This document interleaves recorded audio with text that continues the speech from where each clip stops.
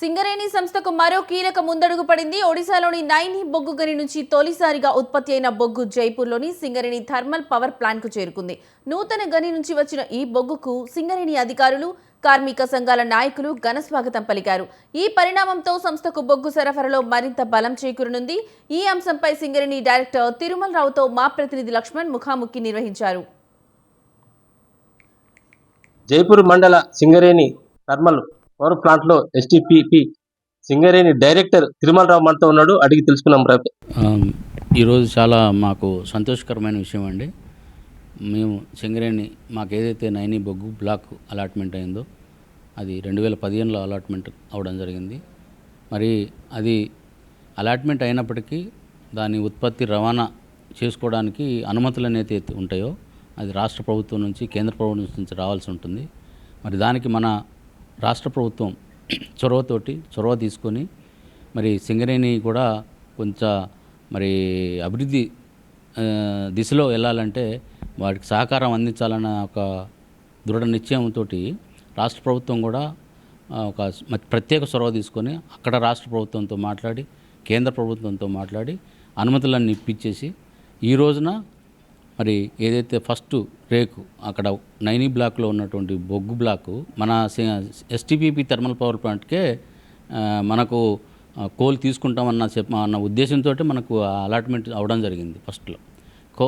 So ఇన్ని రోజులకు ఈ 10 సంవత్సరాల తర్వాత మనం ఈ రోజున ఫస్ట్ రేక్ వచ్చింది కాబట్టి మాకు చాలా సంతోషంగా ఉంది.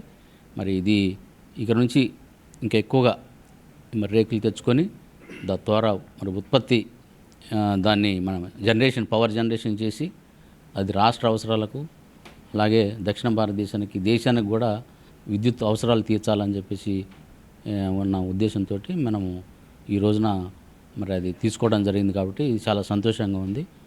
ఇది ఇంకా మున్ముందు కూడా ఇంకా పెరిగి ఎక్కువ రవాణా జరిగి ఇంకా ఉండాలని చెప్పేసి మేము భావిస్తున్నాం. అంటే ఇప్పుడు మళ్ళీ తీసుకున్న ఆల్రెడీ సెకండ్ రేకు మళ్ళీ ఇప్పుడు ఈ రోజున లోడ్ అయ్యే అవకాశం ఉందండి.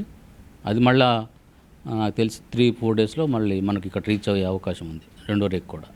ఇక అలా కంటిన్యూషన్గా ఫస్ట్ అయితే మేము 4 రేకులకు ప్లాన్ చేసాము. ఇంకా కంటిన్యూషన్ ఓకే మీరు ఇంకా తీసుకోవచ్చు అనుకుంటే కనుక కంటిన్యూటీ కూడా మేము తీసుకుంటాం.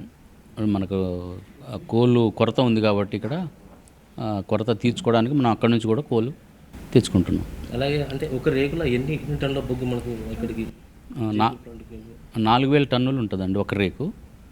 ఇప్పుడు మనకు 4,000 టన్నులు.